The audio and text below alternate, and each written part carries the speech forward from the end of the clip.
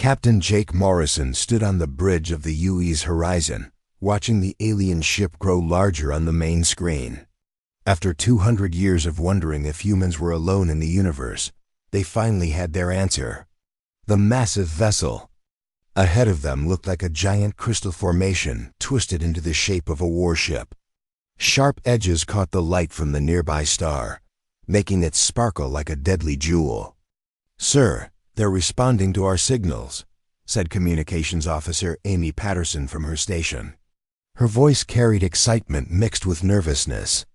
This moment would change everything for humanity. "Put it through," Morrison ordered. He straightened his uniform and took a deep breath. First contact with an alien species was something every space captain dreamed of, but few ever experienced. The screen flickered and changed. Instead of stars and empty space, it now showed the interior of the alien ship. Morrison tried not to show his shock at what he saw. The creature facing him stood nearly 8 feet tall and looked like a giant insect made of living crystal. Its body was covered in plates that seemed to shift and shimmer in the light. 4 arms extended from its torso, each ending in hands that had claws instead of fingers. Its head was triangular with multiple eyes that glowed with an inner light. "I am War Prime Zekthar of the Vorthic Empire," the alien said. Its voice came through the speakers with a sound like breaking glass. "You are the species called humans?" "Yes," Morrison replied, trying to keep his voice steady. "I am Captain Jake Morrison of the United Earthship Horizon. We come in peace, hoping to establish friendly relations between our peoples." The alien made a sound that might have been laughter, but it sent chills down Morrison's spine. "Peace? Friendship? We shall see about that, soft flesh." Dr. Lisa Carter, the ship's head scientist, stepped forward. She had spent her entire career studying the possibility of alien life, and now she was face to face with it. "We would be honored to meet with your representatives," she said. "Perhaps we could arrange a gathering on neutral ground." War Prime. Zekthar studied the humans on his screen. His multiple eyes moved independently, taking in every detail of their appearance. "Very well. There is an abandoned station in this system. We will meet there. Bring 3 of your kind. We will bring 3 of ours." The connection ended, leaving the bridge in silence. Morrison looked around at his crew. Everyone seemed to be holding their breath. "Sir," said Lieutenant Commander Ryan. "Brooks, the ship's tactical officer. I should go with you. We don't know their intentions." Morrison nodded. "Agreed. Dr. Carter, you'll be our science representative. Officer Patterson, you'll handle communications. Everyone else stays on the ship and keeps the engines ready." 3 hours later, the small human shuttle approached the ancient space station. The structure looked like it had been abandoned for centuries. Metal corridors twisted through the center section, connecting large chambers that once might have held cargo or passengers. Now they would serve as the meeting place for 2 species that had never encountered each other before. The Vorthic arrived first. Their shuttle was as sharp and crystalline as their warship, looking more like a flying weapon than a transport. 3 figures emerged and walked toward the central chamber. They moved with a strange flowing motion that seemed both graceful and threatening. The humans followed, their boots echoing in the empty corridors. Morrison felt sweat on his palms despite the cool air in his suit. Everything about this moment felt huge and dangerous. The central chamber was large enough to hold both groups comfortably. The Vorthic stood on one side, their crystal bodies catching the dim light from overhead panels. The humans took position across from them, looking small and fragile in comparison. War Prime Zekthar stepped forward, his claws clicking on the metal floor. "So these are humans," he said, his voice filled with something that sounded like disappointment. "I expected more." "What do you mean?" Dr. Carter asked. "Look at you," Zekthar replied. "Soft skin that tears easily. Weak bones that break under pressure, bodies that leak fluids when damaged." He gestured to his companions. "Observe the difference." One of the other Vorthek, introduced as Sub-Commander Kelter, picked up a piece of metal debris from the floor. The rod was as thick as a human arm and made of hardened steel. Kelter squeezed it in one hand. The metal groaned and crumpled like paper. "Your bodies cannot do this," Zekthar continued. "Watch." He extended one of his arms and dragged a claw across his own crystal skin. The surface cracked, showing a brief glimpse of something that might have been flesh underneath. But even as the humans watched, the crack sealed itself, leaving no trace of damage. "We heal instantly from minor wounds," Zekthar explained. "Our bodies are armor and weapon combined. We are what evolution creates when it seeks perfection." Lieutenant Brooks stepped forward. His hand moved slowly toward his sidearm, but Morrison caught his eye and shook his head slightly. "We may be different," Morrison said carefully, "but that doesn't make us enemies. Our species could benefit from peaceful trade and shared knowledge." Zekthar made that glass-breaking laugh sound again. "Trade? What could your weak species possibly offer us? You have no natural weapons, no armor, no ability to heal quickly from damage. You require machines to survive in space, machines to fly between stars, machines to do everything your bodies cannot. We have intelligence," Dr. Carter said. "We have creativity, adaptability, and the ability to work together. All species believe they are intelligent," the third Vorthek, called War Second Veximer, spoke for the first time. "Intelligence without physical power is useless. The galaxy belongs to the strong." The tension in the room grew thicker. Morrison could see Brooks becoming more alert, ready to defend them if needed. Patterson was recording everything, but her face showed growing concern. "Here is our offer," Zekthar announced. "Your species will submit to the Vorthek Empire. You will serve as workers and maintenance crews for our ships and stations. In return, we will protect you from other predator species that would simply destroy you." "That's not an offer," Morrison replied. "That's slavery." "It is survival," Zekthar corrected. "Your choice is simple. Serve willingly or be conquered. There is no third option for weak species like yours." Morrison felt anger building in his chest, but he kept his voice level. "We decline your offer. Humanity values freedom above safety." The mood in the chamber changed instantly. The three Vorthek moved closer together, their postures becoming more threatening. Their claws extended further from their hands, and their eyes began to glow brighter. "Then you have chosen conquest," Zekthar said. His voice had become colder, more mechanical. "We will remember your weakness when we come for your worlds." Everything happened at once. Veximer lunged forward, his claws aimed at Dr. Carter. Brooks threw himself between them, his hand reaching for his weapon. Zekthar moved faster than any human could, his arm sweeping across in a deadly arc. Brooks screamed as the War Prime's claws tore through his shoulder and chest. The crystal talons cut through his uniform, his skin, and deep into the muscle beneath. Blood sprayed across the chamber floor as Brooks fell backward. "Ryan!" Patterson shouted, raising her communicator. "Medical emergency. We need immediate evacuation." Morrison grabbed Dr. Carter and pulled her toward the exit. "Move! Everyone out now." The Vorthek didn't pursue them. They stood watching as the humans struggled to carry their wounded companion back to their shuttle. Brooks was unconscious and bleeding heavily. His breathing came in short, painful gasps as their shuttle pulled away from the station. Dr. Carter worked frantically over Brooks with the medical kit. His injuries were severe. The claws had torn through major blood vessels and damaged internal organs. Even with their best medical technology, his chances looked grim. "Get us back to the ship," Morrison ordered Patterson. "Maximum speed." Behind them, the Vorthek transmission followed.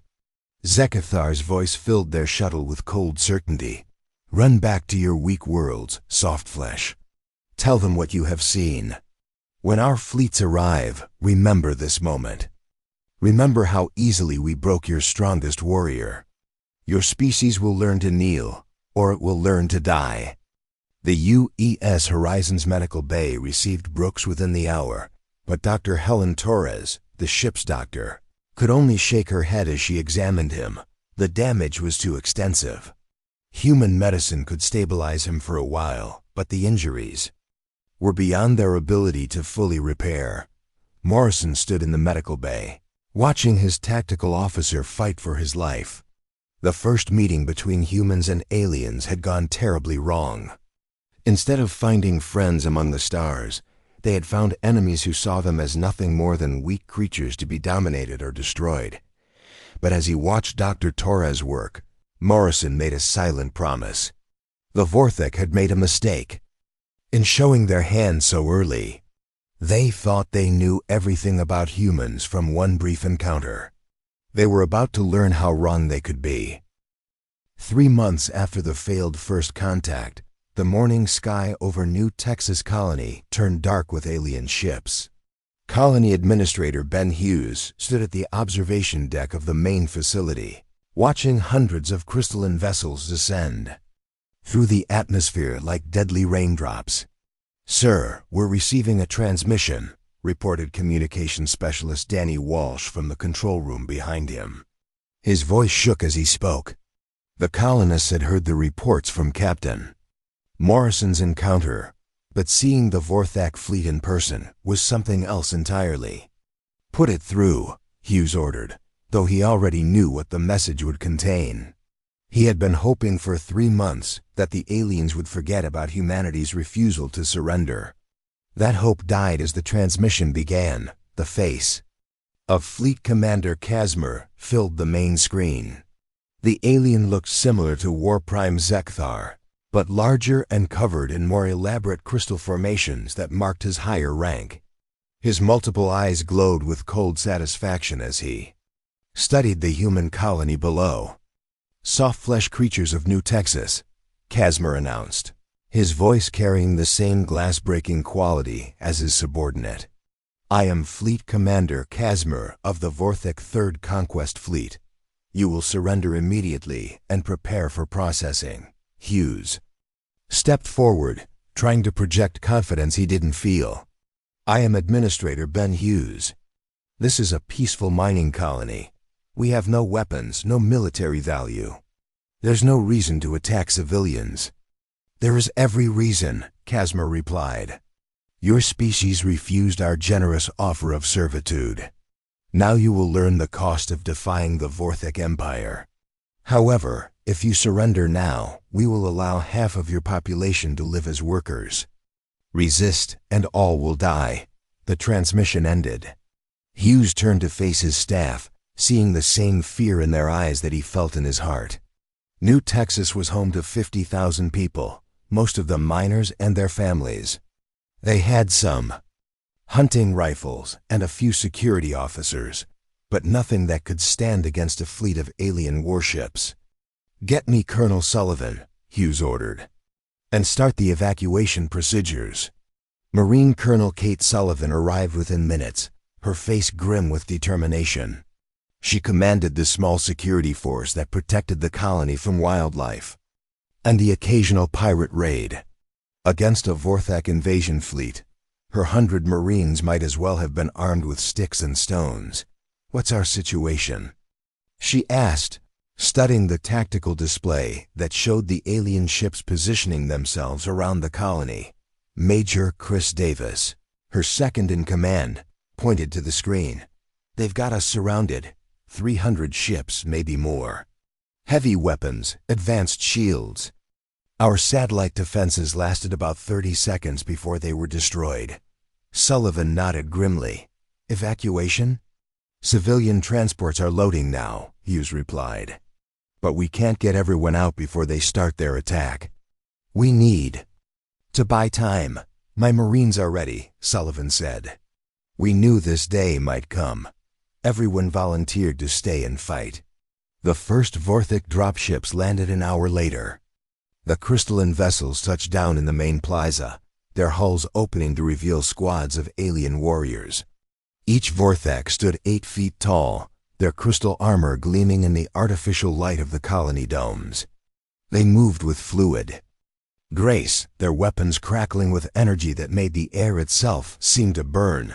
Private First Class Tony Garcia crouched behind a concrete barrier, his rifle trained on the advancing aliens. Next to him, Corporal Linda Park checked her ammunition. Count for the 3rd time. They both knew their standard weapons would barely scratch the enemy's armor, but they had a job to do. Remember, Sergeant Paul Martinez called out from his position. Aim for the joints. Look for gaps in their armor. Make every shot count. The battle began when the first Vorthak warrior raised its weapon toward a group of fleeing civilians. Garcia fired 3 quick shots, the bullets sparking off the alien's crystal skin without causing any visible damage. The warrior turned toward the humans, its multiple eyes focusing on Garcia's position. "Contact!" Sullivan shouted into her radio. "All units, engage at will." The plaza erupted in gunfire and energy blasts. Human bullets and laser beams struck the Vorthak warriors, but the aliens shrugged off damage that would have killed a human instantly. Their return fire was devastating. Plasma bolts melted through concrete and steel, turning defensive positions into glowing slag. Garcia watched in horror as a plasma blast struck the wall next to him. The energy being cut through the barrier like it was made of paper. The heat, so intense it turned the concrete to liquid. He rolled away from his position, trying to find new cover, but the Vorthak warriors were advancing steadily. One of the aliens reached Garcia's position before he could move. The warrior's claws extended toward him, glowing with the same energy as their weapons. Garcia raised his rifle, knowing it was useless, but determined to fight to the end. The plasma claw struck him in the shoulder, burning through his uniform and deep into his flesh. The pain was beyond anything he had ever experienced. The energy didn't just burn, it seemed to tear apart his body at the molecular level. His left arm and shoulder simply disappeared, leaving behind a wound that went down to the bone. Garcia screamed and fell backward, expecting to die. But somehow he remained conscious. The wound was terrible, but it wasn't bleeding as much as it should have been. The plasma had cauterized the damage even as it created it. Across the plaza, Corporal Park was having her own encounter with Vorthak weapons. She had managed to reach a group of civilians who were trapped in a damaged building. As she helped them escape, a Vorthak warrior appeared in the doorway behind her. The alien's weapon fired, sending crystalline spikes through the air. Park threw herself in front of the civilians, trying to shield them from the attack. 3 of the spikes struck her in the abdomen, punching through her body armor and deep into her internal organs. Park gasped as she felt the spikes tear through her stomach and intestines. The pain was incredible, but she forced herself to keep moving. She had to get the civilians to safety. Blood ran down her legs, but she managed to help them reach the evacuation point before collapsing. Sergeant Martinez reached both wounded Marines as the battle raged around them. He was a combat medic, trained to treat injuries under fire, but what he saw made him question everything he knew about human biology. Garcia's wound was horrific. His entire left shoulder and most of his arm were gone. By all rights, he should have been dead from blood loss and shock. Instead, he was alert and trying to sit up. The wound itself looked strange, as if the damaged tissue was already beginning to change in some way. Park's injuries were just as severe. The crystalline spikes had torn through vital organs, but she was still breathing, still conscious. Martinez had seen similar wounds kill Marines within minutes, but Park seemed to be stabilizing on her own. "This doesn't make sense," Martinez muttered as he worked. He applied what medical aid he could, but both Marines should have been beyond help. Instead, they were both showing signs of improvement that defied medical explanation. The battle continued for hours. The Vorthak warriors pushed deeper into the colony, their superior weapons and armor giving them an overwhelming advantage. But They noticed something strange about the human defenders. Warriors who should have been killed by their weapons kept fighting. Injuries that should have been fatal seemed to barely slow the humans down. Fleet Commander Casimir received reports from his ground forces that confused him. The humans were fighting with a desperation that bordered on the supernatural. Warriors who had been struck by plasma weapons were still alive hours later. Some were even returning to combat. "Impossible," Casimir said as he studied the battle. "Reports. No species can survive direct hits from our weapons. The humans should be dead," but the reports kept coming. Human warriors were displaying resilience that the Vorthik had never encountered before. They were adapting to alien weapons in ways that shouldn't have been possible. As the sun set over New Texas, the colony was in ruins. The Vorthik had won, but at a cost they hadn't expected.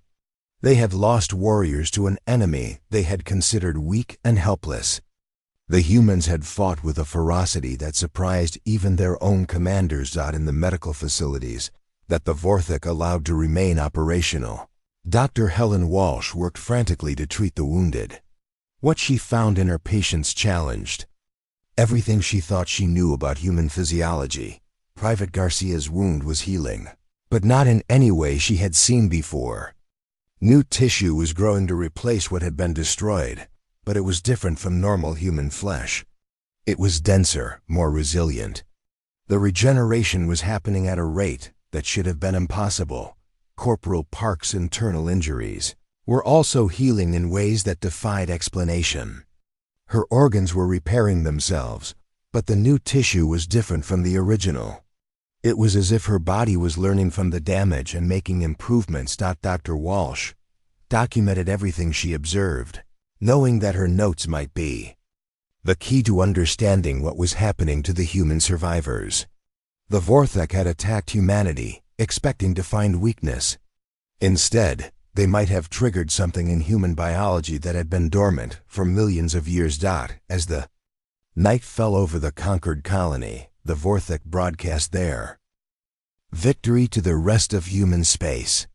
They showed images of the Bay Admiral Nick Thompson sat in the emergency meeting room deep beneath Earth's Global Defense Council headquarters. The walls were lined with screens showing battle reports from across human space. Each display told the same story. The Vorthik were winning, and humanity was running out of time. "The situation is worse than we thought," reported General Frank Cooper, his weathered face showing the strain of sleepless nights. "They've taken New Texas. New Eden is under siege, and our outer colonies are evacuating as fast as they can. Our conventional weapons are useless against their armor." Dr. Karen Foster entered the room carrying a sealed briefcase. As Earth's leading expert in regenerative medicine, she had been studying the medical reports from the battle zones. What she had discovered could change everything, but she needed the military leadership to understand the implications. "Admiral, I have something you need to see," she said, connecting her datapad to the main display. "The medical reports from New Texas don't make sense according to normal human biology." The screen filled with medical scans and photographs. Private Garcia appeared first, showing before and after images of his devastating shoulder wound. The before image showed complete destruction of his arm and shoulder joint. The after image, taken just 2 weeks later, showed new tissue growing at an impossible rate. "This should be dead tissue," Dr. Foster explained, pointing to areas of the scan. A plasma weapon at that range should have caused cellular death throughout his entire torso. Instead, we're seeing regeneration at the molecular level. Dr. Sam Rodriguez, the Council's chief science advisor, leaned forward in his chair. "What kind of regeneration? Are we talking about normal wound healing, just accelerated?" "No, this is something completely different," Dr. Foster replied. She clicked to the next image, showing Corporal Park's internal scans. "Look at these organs. They were completely destroyed by crystalline spikes, but they've grown back. Not just grown back, they're better than before. Denser tissue, more efficient blood flow, improved neural connections. Admiral Thompson studied the images with growing amazement. Are you saying our people are healing from wounds that should kill them? I'm saying more than that, Dr. Foster answered. I'm saying they're not just healing, they're evolving. The trauma from Vorthek weapons is triggering dormant genetic sequences in human DNA. She pulled up a new display showing genetic analysis results. Complex charts filled the screen, but she highlighted specific sections in red. These are gene sequences that have been inactive in humans for millions of years. They're remnants from our earliest ancestors, creatures that had remarkable healing abilities. The specific type of damage caused by alien weapons creates the perfect conditions to reactivate these genes. Dr. Julie Morgan, a geneticist who had been working with Foster's team, stood up to address the room. We've been analyzing blood samples from wounded soldiers across multiple battle sites. The pattern is consistent. Severe trauma from Vorthak weapons triggers a cascade reaction in human cells. Dormant DNA activates, cellular repair mechanisms accelerate, and the body begins producing new types of proteins. What does this mean? In practical terms, General Cooper asked. Are our soldiers going to survive wounds that would normally kill them? They already are, Dr. Foster replied. But it's more than survival. The soldiers who've been wounded and healed are showing enhanced physical capabilities. Faster reflexes, increased strength, improved endurance. Their bodies are adapting to the threats they face. Admiral Thompson felt a spark of hope for the first time since the invasion began. How long does this process take? It varies by individual and severity of injury, Dr. Morgan explained. Minor wounds heal within hours, major trauma takes days or weeks, but the enhancement effects seem to be permanent. Once a soldier goes through this process, they retain the improvements. The room fell silent as everyone absorbed the implications. Finally, Thompson spoke. Are you telling me that the Vorthik weapons, designed to kill us, are actually making us stronger? Exactly, Dr. Foster confirmed. Their plasma weapons and crystalline spikes cause the type of controlled cellular destruction that activates our regenerative genes. If they had used simple kinetic weapons or explosives, this wouldn't happen. But their advanced energy weapons are triggering an evolutionary response.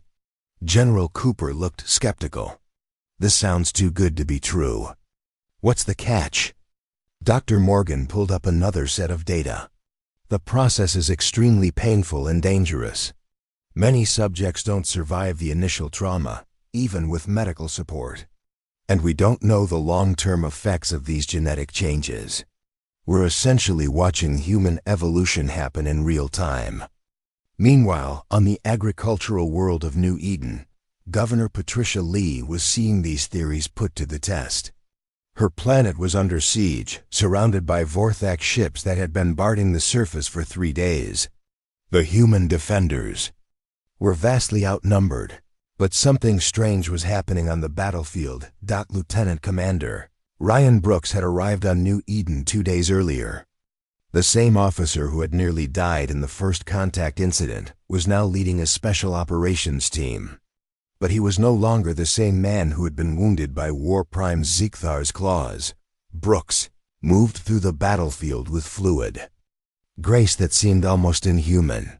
His regenerated shoulder showed no sign of weakness. If anything, it seemed stronger than before.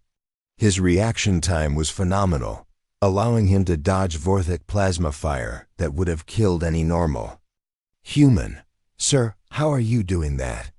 Asked Sergeant Martinez, who had been assigned to Brooks's team after the New Texas battle. Martinez himself was showing signs of enhancement after being wounded while treating other soldiers. His diagnostic abilities had improved dramatically, allowing him to assess injuries with almost supernatural accuracy. I don't know, Brooks admitted as they took cover behind a damaged building. Ever since I healed from that first encounter, everything feels different. I can see the plasma bolts coming, predict where the Vorthek will move next.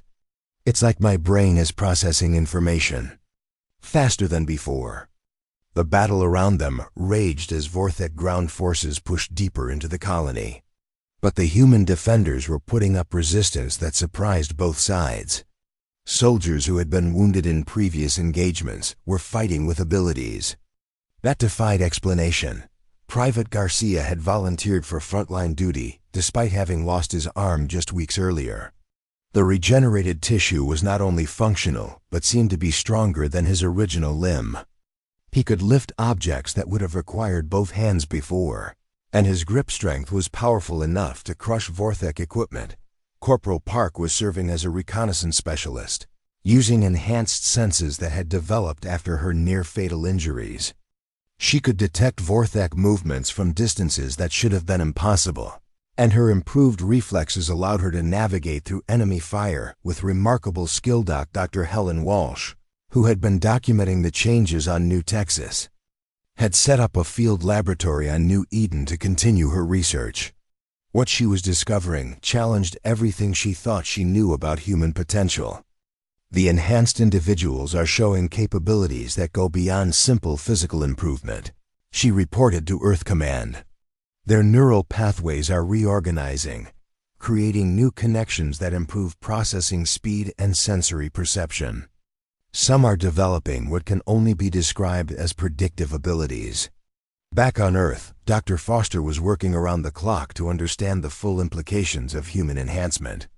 Her team had isolated the specific genes responsible for the regenerative response and were beginning to understand how the process worked. The key is cellular stress, she explained to Admiral Thompson during their daily briefing.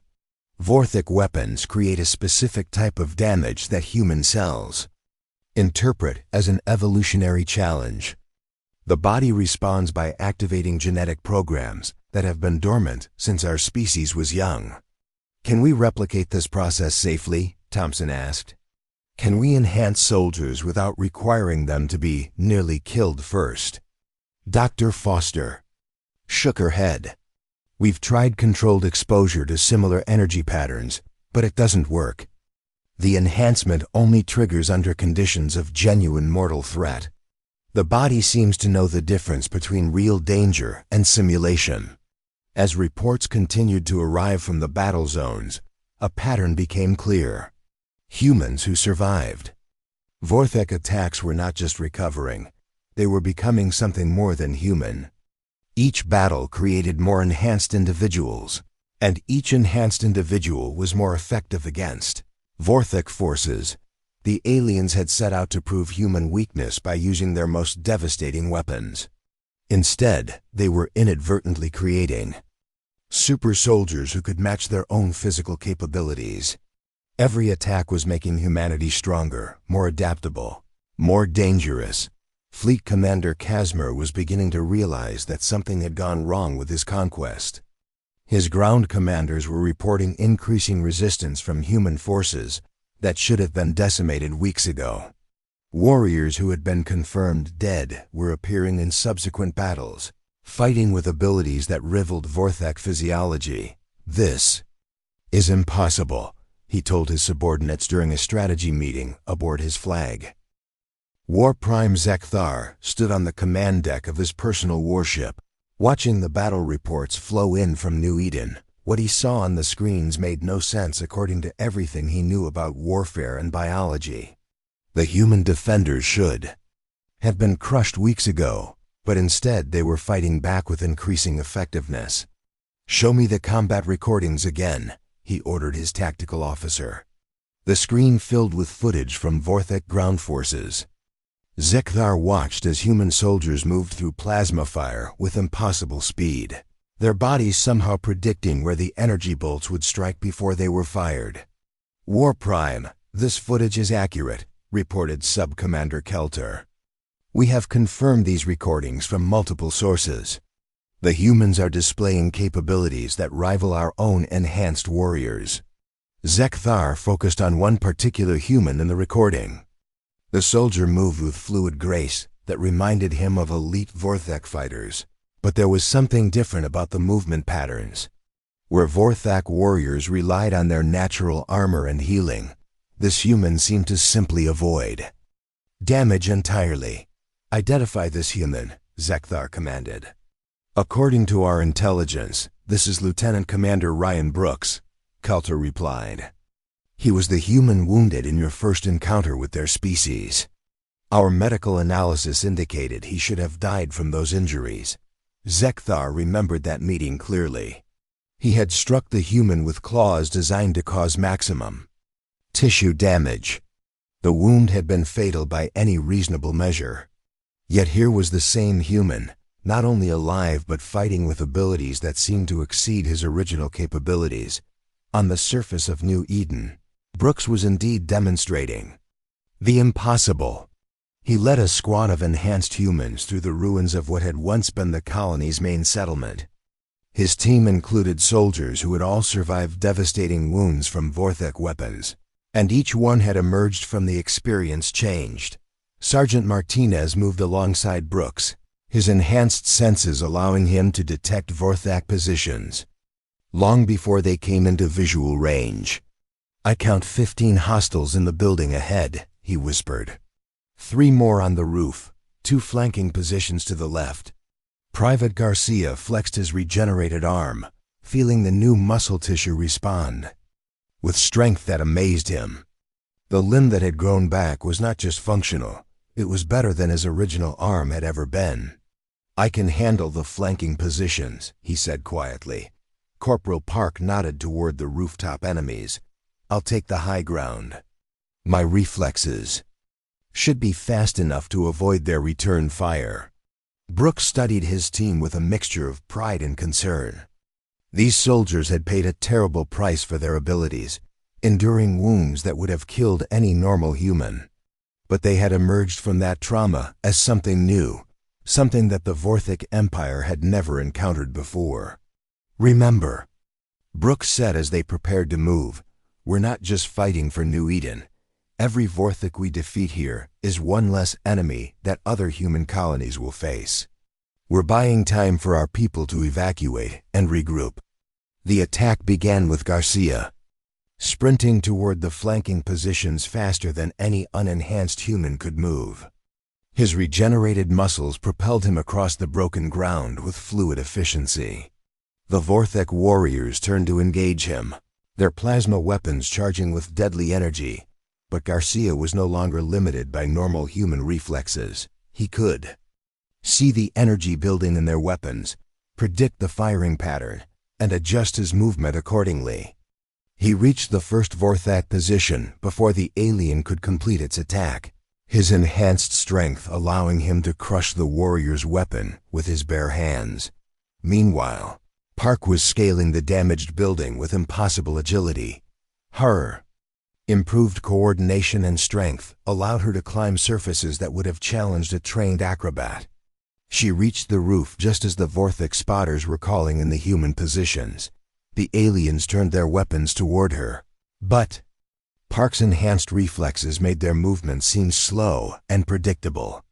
She rolled aside as plasma bolts burned through the air where she had been standing, then closed the distance to engage them in hand-to-hand combat. The Vorthik had always relied on their superior reach and crystalline claws in close combat, but Park's enhanced physiology allowed her to match their speed while maintaining human flexibility and tactical thinking. She struck at weak points in their armor with precision that came from her improved neural processing. Brooks and Martinez advanced on the main building, moving with coordination that seemed almost telepathic. Martinez's enhanced senses guided them around ambush points and early warning systems, while Brooks's improved reflexes allowed him to deflect incoming fire with equipment that should never have been able to stop Vorthik energy weapons. Inside the building, the Vorthik defenders prepared for a siege. They had faced human soldiers before and expected to crush them with overwhelming firepower. What they encountered instead was something that challenged their understanding of biological possibility. The enhanced humans moved through the building like flowing water, adapting to each obstacle and threat with fluid efficiency. Their improved neural pathways allowed them to process multiple threats simultaneously while maintaining tactical awareness that rivaled Vorthak battle computers. Fleet Commander Kazmir received the battle reports with growing disbelief. His ground forces were being systematically defeated by soldiers who should have been dead weeks ago. The humans were not just surviving Vorthak weapons, they were thriving because of them. How many enhanced humans are we facing? He asked his intelligence officer. Current estimates suggest several thousand across all active battle zones, came the reply. The number increases with each engagement. Humans who survive our weapons return to combat with improved capabilities. Kazmir stared at the tactical displays showing human positions across New Eden. Red markers indicated confirmed enhanced individuals, and their number was growing steadily. We are creating our own enemies, he said quietly. Dr. Helen Walsh was documenting these same developments from her field laboratory. Her research had expanded beyond simple medical observation to include detailed analysis of enhanced human capabilities in combat situations. The improvements are accelerating, she reported to Earth Command. Second and third generation enhanced individuals are showing capabilities that exceed our initial projections. Their bodies are not just healing from Vorthak weapons, they're learning from each encounter. She pulled up data from recent battles showing enhanced humans who had survived multiple encounters with alien weapons. Each subsequent wound had triggered additional improvements, creating soldiers whose abilities approach the theoretical limits of human potential. Private Garcia has been wounded 3 separate times, Walsh explained. Each injury triggered new genetic activation sequences. His current strength levels are approximately 4 times baseline human normal. His reflexes test at superhuman levels. On Earth, Admiral Thompson was coordinating the defense of humanity's core worlds. The reports from the outer colonies painted a picture that seemed too good to be true, but the evidence was overwhelming. Human forces were not just holding their ground against Vorthak invasion fleets, they were winning. Sir, we're receiving requests from colonies throughout human space, reported his aide. They want enhanced soldiers for their defense forces. Thompson understood the request, but the reality was grim. Tell them that enhanced soldiers can only be created through near-fatal exposure to Vorthak weapons. We can't manufacture super soldiers. They have to be forged in battle. Back on New Eden, Brooks's team had cleared the main settlement and was advancing toward the Vorthak landing zones. Their success had inspired other human units, and enhanced soldiers from across the colony were converging on the alien positions. Vorthak defenders found themselves facing an enemy that learned from every encounter. Human soldiers who had been defeated in previous battles returned with improved tactics and enhanced abilities. Each death became a lesson. Each wound became strength. War Prime Zekthar made the decision to personally join the battle on New Eden. If the humans had somehow developed warriors that could challenge Vorthak supremacy, he would face them directly and prove that his species remained superior. Prepare my assault craft, he ordered. I will end this human resistance personally. But as his ship descended toward the planet's surface, Zekthar was unaware that he was about to face an enemy unlike any the Vorthak Empire had ever encountered. The humans had evolved beyond his comprehension, and the battle for New Eden was about to become something that would change the course of the entire war. Lieutenant, Commander Brooks felt the alien ship approaching through senses he had never possessed before his enhancement. His improved neural pathways were somehow detecting the electromagnetic signature of Vorthak technology, giving him advance warning of threats that normal humans could never perceive. Something big is coming, he told his team. And I think it's the same alien who wounded me during first contact. The enhanced humans prepared for what might be their greatest challenge yet, not knowing that their very existence was already reshaping the balance of power in the galaxy. The Vorthak had sought to prove human weakness, but they had instead awakened something that would ultimately threaten their entire empire. 6 months after the first Vorthok attack, their entire invasion fleet gathered in Earth's solar system for what Fleet Commander Casimir believed would be the final battle. Thousands of crystalline warships filled the space between planets, their weapons charged and ready to destroy humanity's home world once and for all. Admiral Nick Thompson stood in the command center on Luna Station, watching the alien fleet approach through the observation windows. But unlike the desperate human forces that had faced the first Vorthok attacks, the defenders of Earth were something entirely new. "Sir, enhanced human crews report ready for combat," announced Captain Jake Morrison, who had been transformed by multiple encounters with Vorthok weapons during the Long War. His ship, the HFY Horizon, now carried a crew of soldiers who had been forged in the fires of alien plasma and emerged as something beyond human. Dr. Lisa Carter floated nearby in the zero-gravity section of the command center, her enhanced physiology allowing her to function in environments that would challenge normal humans. The wounds she had received during a Vorthok raid on her research station had left her with abilities that bordered on the impossible. Her mind processed tactical information at superhuman speeds, making her invaluable for coordinating the complex defense of Earth. "All enhanced units are in position," she reported. "We have confirmed that every crew member on our frontline ships has survived at least one near-fatal encounter with Vorthok weapons. They're all operating at enhanced levels." The battle began when Casimir's fleet opened fire on Earth's outer defenses. Plasma beams and crystalline missiles streaked through space toward human ships and stations.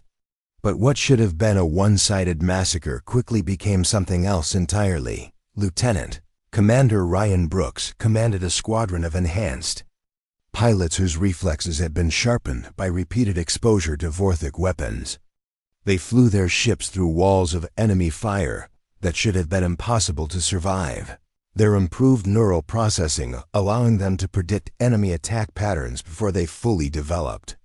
"All units, engage at will," Brooks ordered. Over the communication system, his voice carried the calm confidence of someone who had faced death multiple times and emerged stronger each time. Private Garcia, now serving as a ship's gunner, operated weapon systems with precision that amazed even himself. His regenerated arm had developed strength and coordination that exceeded any human baseline, allowing him to target and destroy Vorthok fighters with accuracy that seemed supernatural. Corporal Park served as navigation specialist, her enhanced senses allowing her to detect enemy movements through space in ways that normal humans could not comprehend. She guided human ships through attack formations that relied on abilities no military academy had ever taught. The Vorthok fleet found itself facing an enemy unlike anything they had encountered in their centuries of conquest. Human ships moved with fluid grace that seemed to defy physics, their crews anticipating attacks and responding to threats faster than Vorthok tactical computers could process.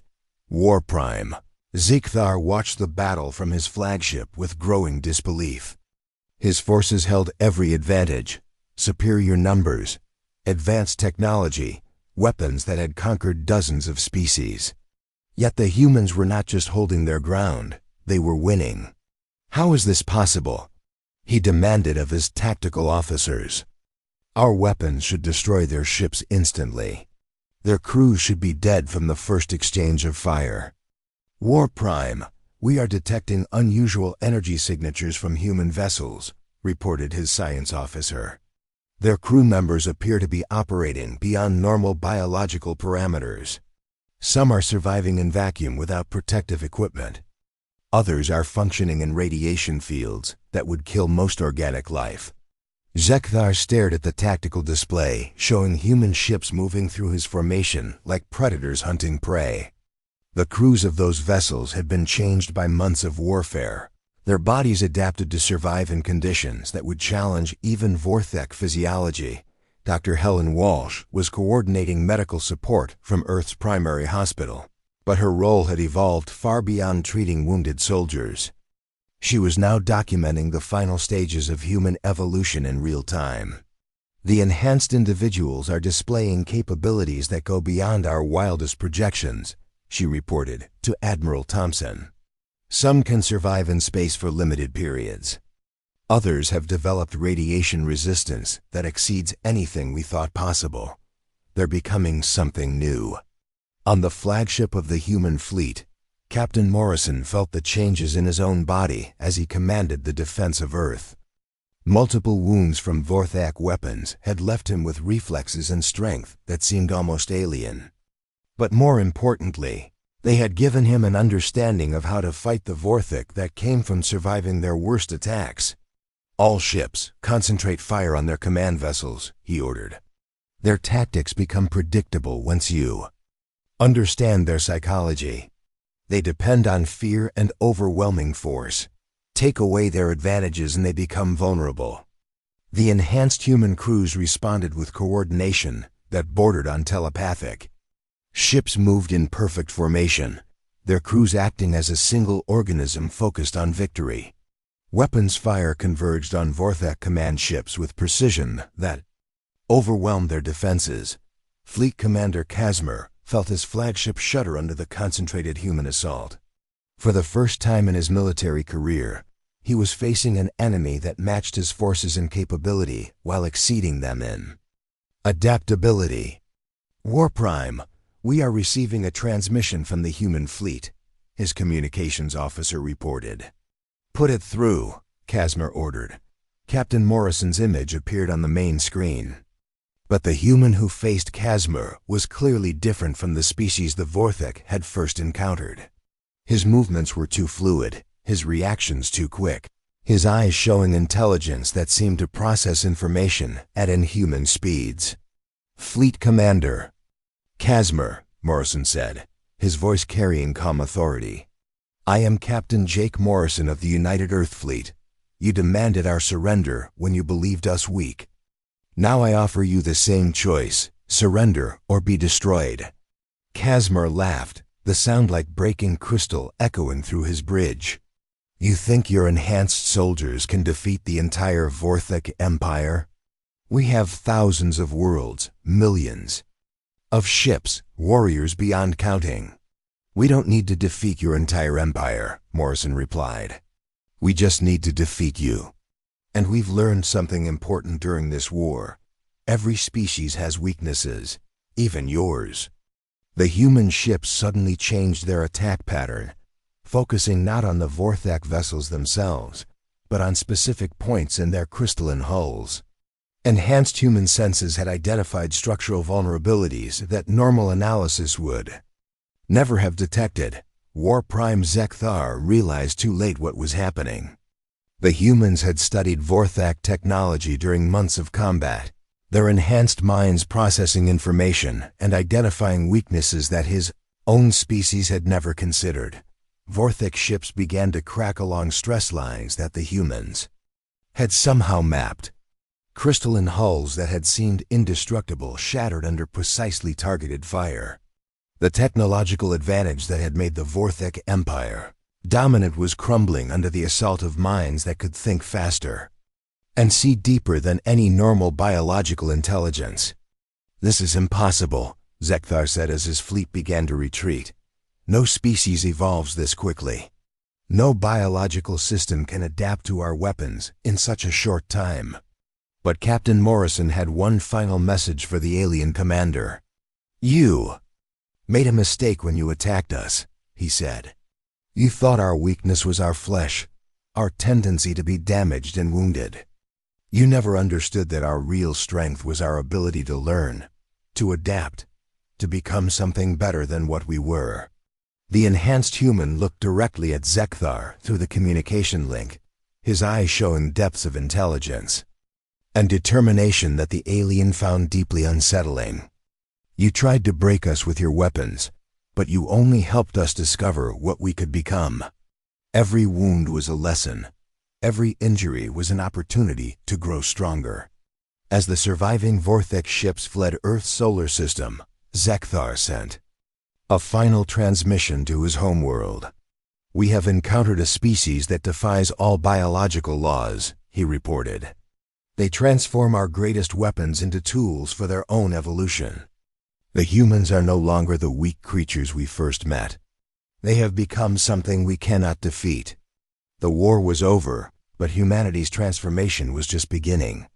On Earth and throughout human space, enhanced individuals were already exploring new capabilities that seemed to emerge daily. They could survive in environments that would kill normal humans, think at speeds that challenged computer systems, and adapt to threats in ways that redefined what it meant to be alive." Dr. Karen Foster stood in her laboratory, studying genetic samples from the enhanced humans with wonder and excitement. "We are witnessing the birth of a new species," she wrote in her final report. "Homo sapiens evolved into something that can only be called Homo adaptus, beings who turn every challenge into an opportunity for growth. The stars beckoned to humanity, but now they faced the galaxy not as the weak species the Vorthek had mocked, but as something that could adapt to any challenge, serve